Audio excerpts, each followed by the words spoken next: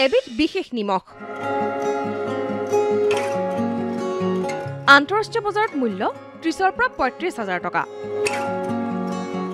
অসমতে বিশেষভাৱে প্ৰস্তুত কৰা হয় এই নিমখ গোলাঘাট জিলাৰ ভিতৰুৱা অঞ্চল কমাৰবন্ধা বকলাইৰ ভৈৰৱ গগৈয়ে বিশেষ পদ্ধতিত প্ৰস্তুত কৰিছে এবিধ নিমখ বাহৰ চুঙাত ৯ বাৰতকৈ অধিকবাৰ পুৰি প্ৰস্তুত কৰা হয় এই বিশেষ বেম্বু সল্ট চিকিৎসকে নিমখ খাবলৈ বাধা দিয়া ৰোগীও খাব পাৰে ভৈৰৱ গগৈয়ে প্ৰস্তুত কৰা বেম্বু সল্ট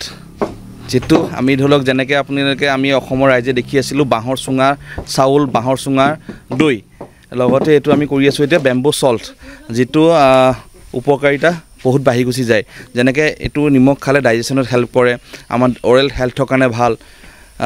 আমাৰ ইমিউনিটিটো বুষ্ট হয় বিভিন্ন ৰোগীসকলেও এইটো নিমখ খাব পাৰে এইটো লাষ্ট আমি ধৰি লওক বেম্বু সল্টটো লাষ্ট 2 ইয়াৰ্ছৰ পৰা কৰি আছোঁ উল্লেখযোগ্য যে ভৈৰৱ গগৈয়ে এইদৰে নিমখ উৎপাদন কৰি যথেষ্ট লাভান্বিত হৈছে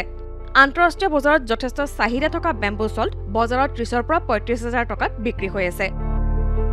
যুৱকজনে প্ৰস্তুত কৰা এই নিমখ ইতিমধ্যে মহাৰাষ্ট্ৰৰ এটা প্ৰতিষ্ঠানে ক্ৰয় কৰিছে আমি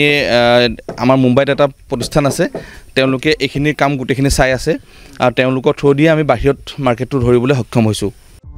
নিজৰ লগতে কেইবাগৰাকীও যুৱকৰ কৰ্মসংস্থাপনৰ বাট মুকলি কৰা ভৈৰৱ গগৈয়ে প্ৰায় 2 বছৰ ধৰি এনেধৰণে নিমখ প্ৰস্তুত কৰি আহিছে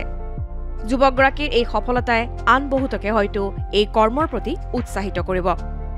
গোলাঘাটৰ পৰা সুজিত ঘোষ বাতৰি বিভাগ ডিডি নিউজ অসম